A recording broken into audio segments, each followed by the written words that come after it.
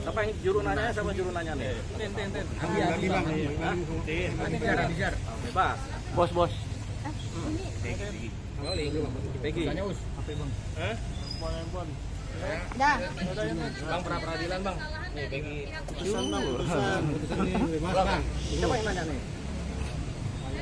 Boleh nanya aja, tapi satu-satu nanyanya. Tanggapannya tentang kesalahan dari pihak penyidik setelah menetapkan Peggy jadi tersangka, padahal belum pernah dipanggil sebagai saksi tapi sudah ditetapkan sebagai tersangka. Akhirnya belum tahu nih dibebaskan atau tidak, nanti masih putusan pengadilan bang. Ya, kan keputusan pengadilan pra-peradilan sudah jelas tadi kan, bahwasanya gugatan pra-peradilannya Peggy dikabulkan. Artinya Peggy dinyatakan lepas dari posisi jeratan persangkaan, jeratan penangkapan, jeratan penahanan. Nah, dia lepas nih, diputus lepas dan dia harus bebas demi hukum, begitu. Kan begitu putusannya. Jadi sudah sampai di situ bahwasanya Peggy hari ini juga sebenarnya harus dilepaskan. Karena putusannya kan inkrah.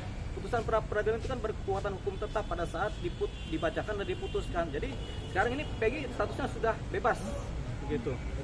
Bebas murni dong, begitu. Nah, pertanyaan tadi, kenapa ada kesalahan penyidik begitu? Jawabannya adalah penyidik bisa salah. Jangankan penyidik, kita manusia kan bisa salah kan gitu. Nah, kita anggap penyidik lagi salah nih. Penyidik mana? Penyidik Polda Jabar. Salah apa? Ya salah dalam prosedur. Salah dalam prosedur bagaimana? Dalam prosedur penanganan perkara melalui tata cara hukum acara pidana. Begitu.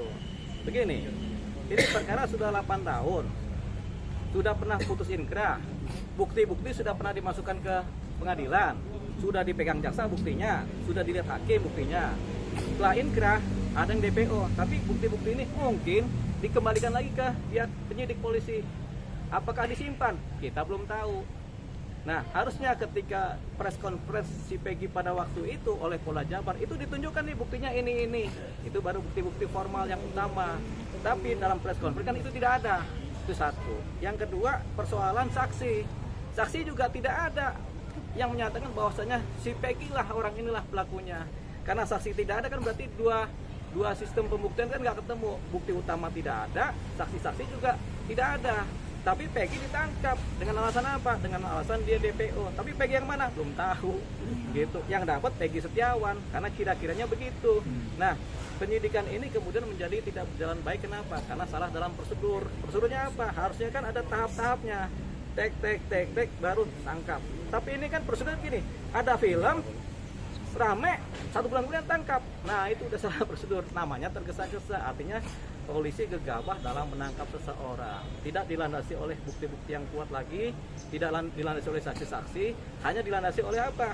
Ini identitasnya si Peggy ini berdasarkan cerita ijazah segala macam, tapi itu kan bukan bukti perkara pidana pembunuhan, bukan bukti perkara pidana pengeroyokan, itu kan bukti identitas seseorang.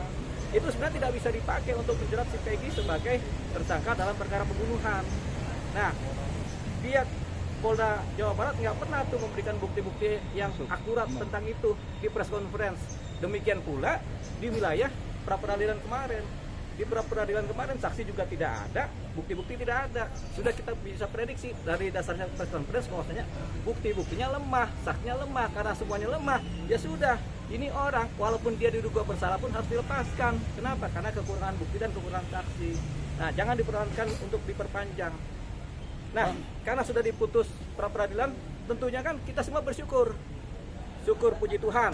Nah, bahwasanya Peggy lepas. Walaupun dia bersalah tapi dia lepas karena kurangnya bukti-bukti, kurangnya saksi.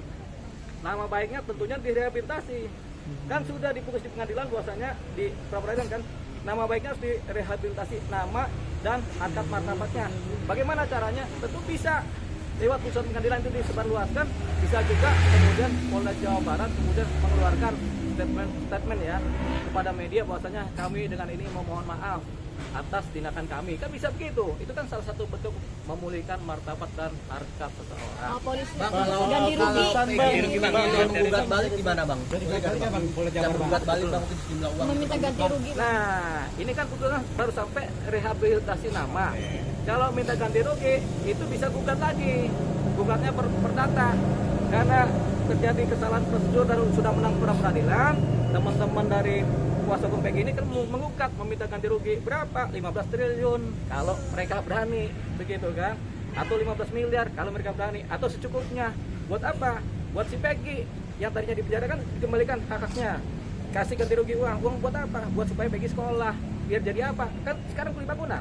Jadi mandor.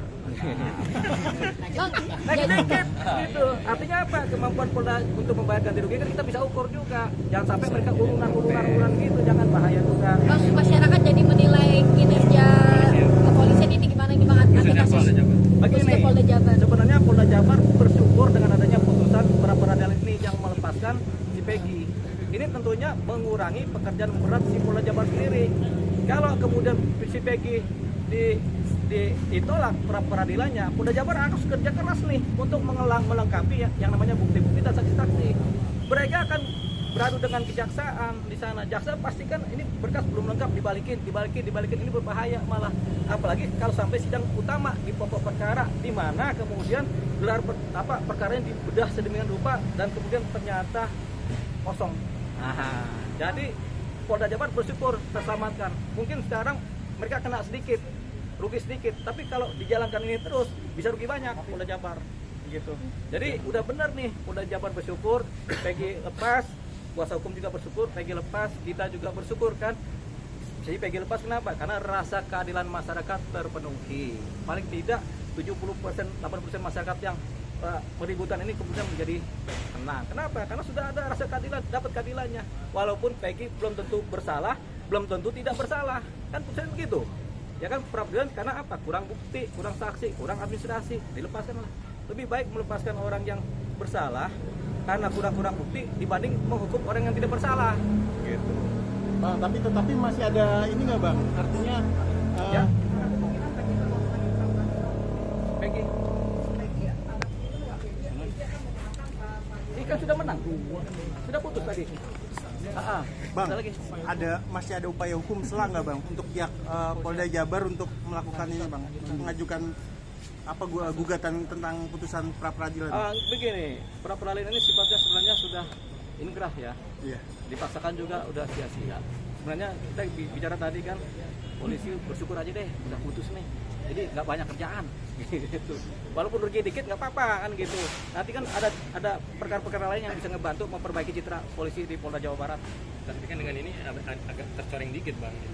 Biasa kita juga coreng banyak juga aman-aman aja gitu. Jadi biasakan kita sedikit tercoreng atau tercoreng, yang penting kita masih bisa hidup. Bisa kemudian kita menampilkan sisi terbaik lagi kan gitu. Bisa bilang untuk evaluasi juga untuk tim. Tentunya untuk evaluasi juga. Jadi evaluasi buat Polda Jabar khususnya. Makanya kenapa kita lihat kenapa kok Kapolri diem-diem aja nih perkara. Karena Kapolri juga ngeri juga nih kan. Perkara kalau dia campur-campur repot juga gitu kan. Udah biarin jalan begitu aja deh. Kan begitu. Udah benar Pak Kapolri. Nanti diduga nih terburu-buru Polda Jabar atau gimana nih Bang? Tergesa-gesa, bukan terburu-buru, tergesa-gesa merespon suatu kejadian yang viral, yaitu film Vina. Kesalahan Bang dari BAP awal kan masih ada 3 lagi, 2 orang, jadi tidak jadi DPO kan, satu lagi kayak gitu ditangkap.